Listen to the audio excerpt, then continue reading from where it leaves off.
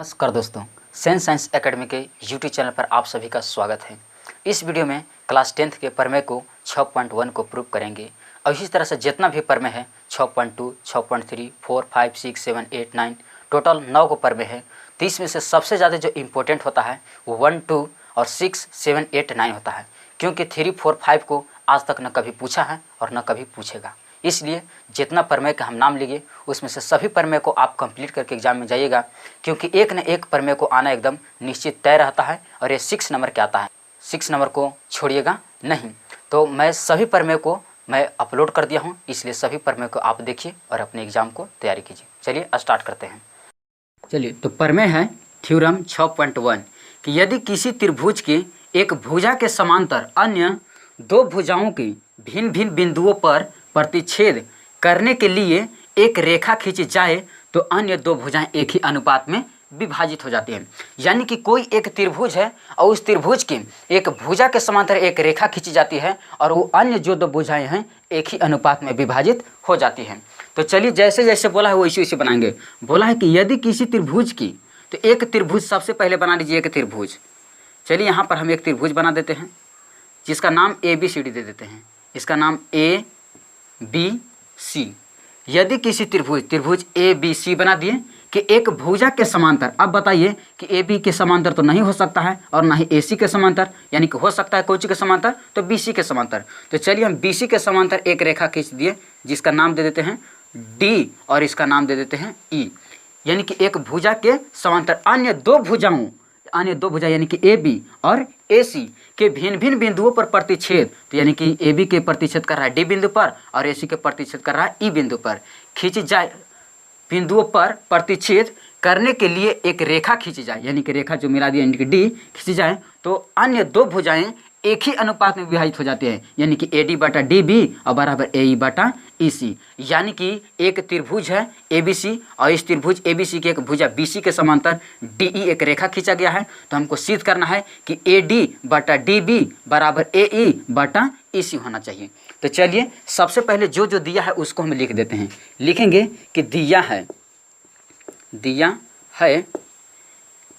त्रिभुज ABC में BC के समांतर, BC के इस समांतर के चाहिए, BC के समांतर कौन सी है, DE है। तो सिद्ध करना है कि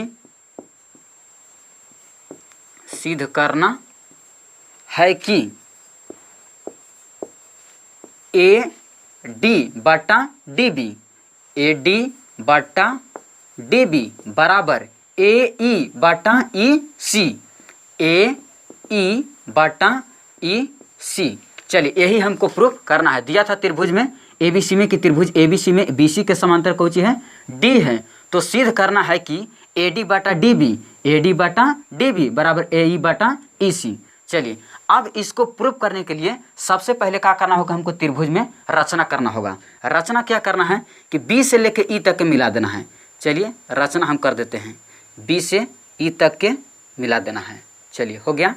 अब क्या करेंगे, C से लेके D तक मिलाएंगे, C से लेके D तक। चलिए, C से लेके D तक मिला दें। अब क्या करना है कि यहाँ पर इस त्रिभुज में यानी कि ADE में कुछ लंब खींचना होगा। लंब क्या कर देते हैं कि AD पर लंब खींचते हैं, यानी कि E से लेके D पर, यहाँ से मिला देते हैं। चलिए, यहाँ पर लंब डाल दिए। इसी प्रकार AE पर भी लंब डालेंगे। चलिए, यहाँ पर लंब डाल दिए। लंब हमको दिखाता है कि यानी कि 90 डिग्री के कोण बनाए। इसका नाम हम दे देते हैं M और इसका नाम दे देते हैं N। चलिए, तो जब रचना किए हैं उस रचना को लिखते हैं। रचना का किए हैं कि B से लेके E तक मिलाए हैं, C से लेकर D तक मिलाए हैं और DE लंब है AD पर और DN लंब है AE पर। तो इसी के लिख देना है। लिखेंगे कहाँ कि B से, इसको से पढ़ते हैं, B से कहाँ तक, E तक और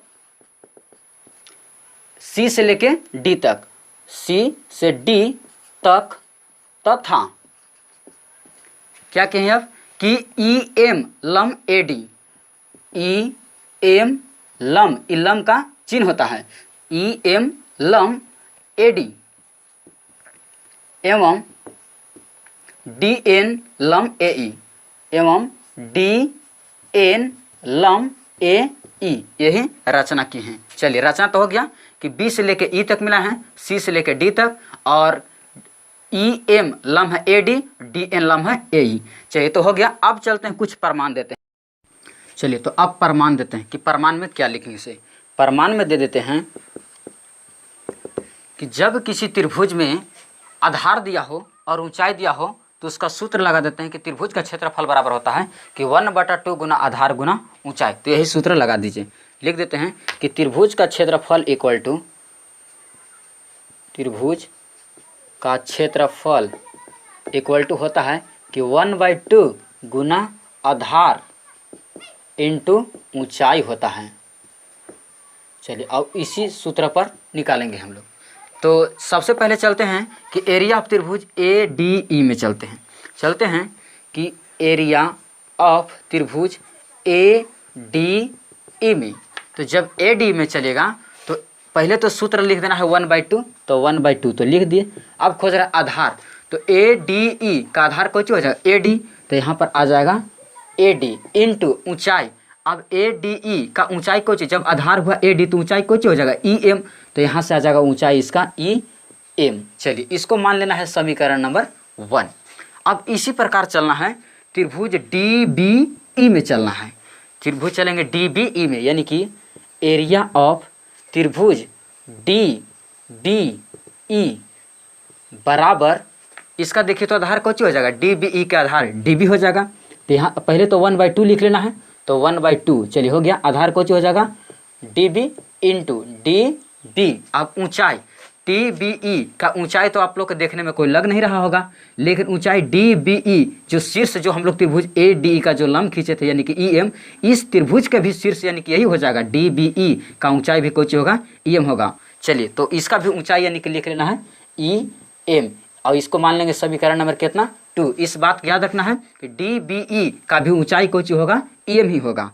चलिए अब चलते हैं समीकरण 1 में 2 से भाग देने पर क्या करेंगे कि समीकरण 1 में 2 से क्या कर देंगे भाग देंगे। समीकरण 1 में समीकरण 2 से भाग देने पर चलिए अब भाग देना है। तो सबसे पहले आप क्या कीजिए कि इस पूरा को स्क्रीनशॉट ले लेते हैं, क्योंकि अब इसको मिटाएंगे कुछ के हटाएंगे तब ना होगा। चलिए तो इसका आप स्क्रीनशॉट ले लीजिए। एरिया ऑफ त्रिभुज कौन सी था ए डी ई बट्टा, यानी कि भाग देंगे कौन से एरिया ऑफ त्रिभुज डी बी ई से, यानी कि आ जाएगा एरिया ऑफ त्रिभुज डी बी ई से।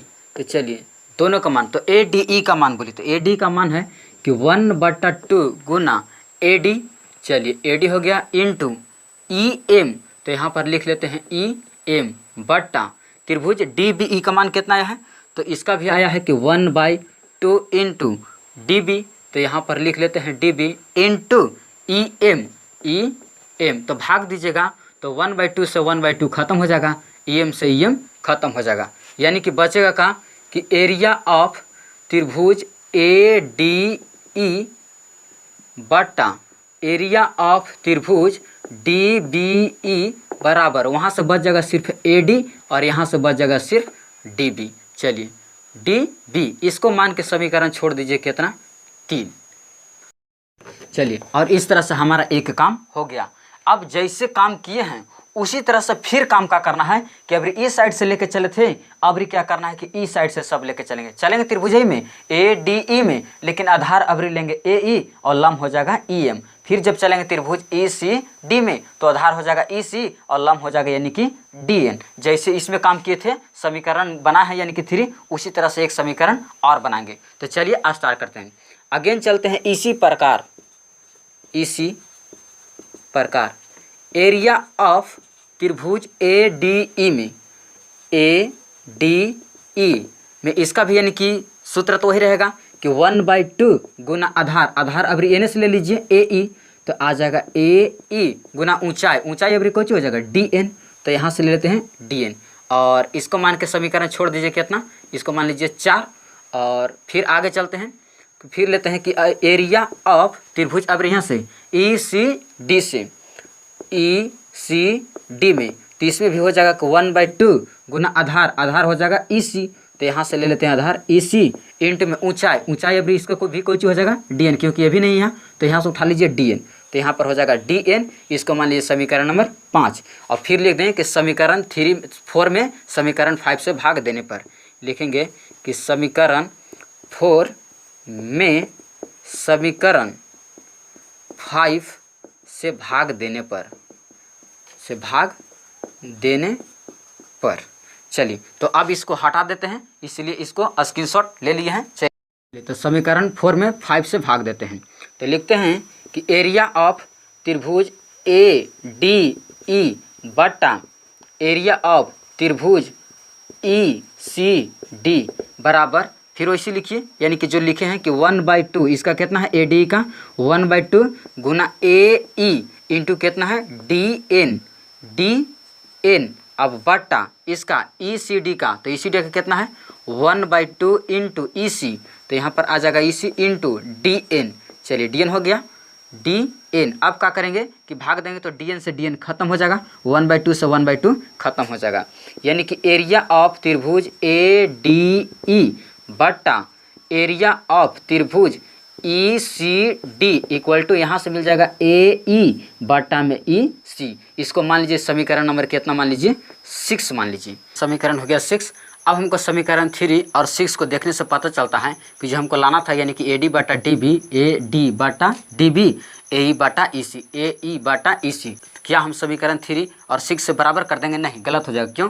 क्योंकि देखिए यहाँ पर ADE, एरिया ऑफ ADE, यहाँ है एरिया पर ADE, और यहाँ पर है एरिया ऑफ DBE, और यहाँ पर आ जा रहा है कोई एरिया ऑफ ECD। यदि दोनों निचला बराबर होता तो हम बराबर कर देते, लेकिन क्या है कि दोनों बराबर नहीं, इसलिए अब क्या कर सकते हैं कि जो देख रहे हैं आप त्रिभुज DBE और त्रिभुज ECD, यानी कि DBE और ECD, ये दोनों क्या है कि आपस में त्रिभुज बराबर है। क्यों?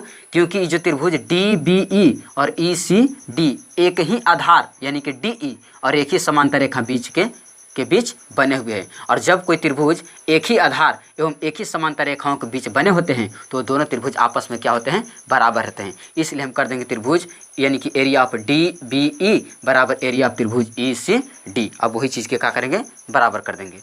चूँकि कि एरिया ऑफ त्रिभुज DBE equal to area of त्रिभुज ECD बराबर है आपस में। क्यों? क्योंकि एक ही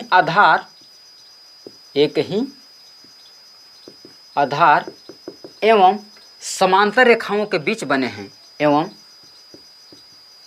समांतर रेखा के बीच है, यानी कि जब कोई त्रिभुज एक ही आधार और एक ही समांतर रेखा के बीच बना होता है तो दोनों आपस में क्या होता है? बराबर है। यानी कि ये जो आप त्रिभुज देख रहे हैं, हम कलर करके आपको दिखा दे रहे हैं, ये त्रिभुज और इधर से जो देख रहे हैं आप ये त्रिभुज, ये दोनों आपस में क्या है? इधर से यहाँ तक और यहाँ से लेकर यहाँ तक दोनों आपस में क्या है? बराबर है। इसलिए आपको डायरेक्ट कर देना है कि समीकरण 3 एवं समीकरण 6 से क्या कर दीजिए कि डायरेक्ट लिख दीजिए कि यानी कि जो ये तो दोनों आपस में बराबर हो गया, यानी कि ये सॉलिड और ये सॉलिड आपस में कोची हो गया? बराबर हो गया। इसलिए यहाँ से आ जाएगा AD बटा DB बराबर AE बटा कोची हो जाएगा EC। यहाँ से आ जाएगा कि AD बटा DB बराबर AE बटा EC। यही ना हमको लाना था कि AD बटा DB बराबर AE बटा EC, और यही हमको प्रूफ हो गया। और इसी सवाल के जब यानी कि करके आइएगा एग्जाम में तो आपको 6 नंबर के मिलेगा। आई होप दैट कि यह वीडियो आप लोग को बहुत पसंद आया होगा, इसलिए आप इसका स्क्रीनशॉट ले लीजिए।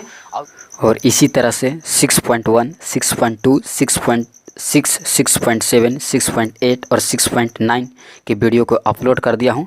पूरी तरह से कंप्लीट करके एग्ज़ाम में जाइएगा। चलिए अगले वीडियो में मिलते हैं। Thank you.